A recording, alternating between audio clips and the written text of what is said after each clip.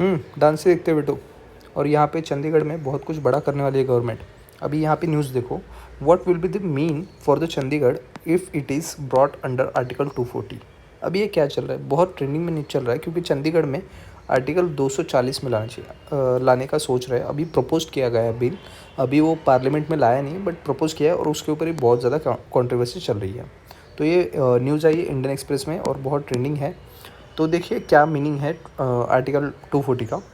तो parliament bulletin पहले देखते हैं। लोकसभा बुलेटिन 2000 नवंबर 21 में आया था। लिस्टेड द कॉन्स्टिट्यूशन अमेंडमेंट करना है, 31st अमेंडमेंट है, 131st amendment bill 2025 for the introduction. Objective क्या है इसका, to include Chandigarh under the 240 article allows the president to make a regulation for the specific UTs.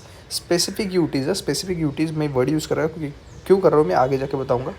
Effect क्या होगा, enable the appointment of the independent administrative lieutenant government.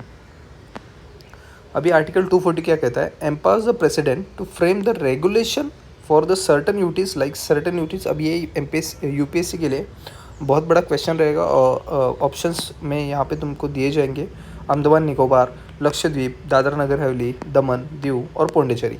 अगर पौंडीचेरी में भी अगर जब उसका असेंबली डिसॉल्व होता है तभी, डिसॉल्व या फिर सस्पेंड होगा तभी प्रेसिडेंट एम्पावर कर पाएंगे उनके rules.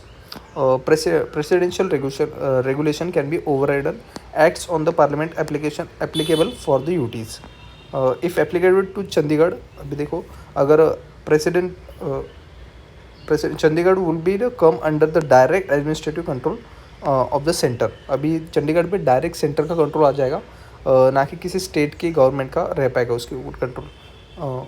Similarly to the other UTs without legislation, Punjab governor would be no longer serve as a administrator. समझे। तो ये यूपीसी के लिए बहुत इंपॉर्टेंट आर्टिकल है, आर्टिकल 240, तो अच्छे से पढ़ लेना।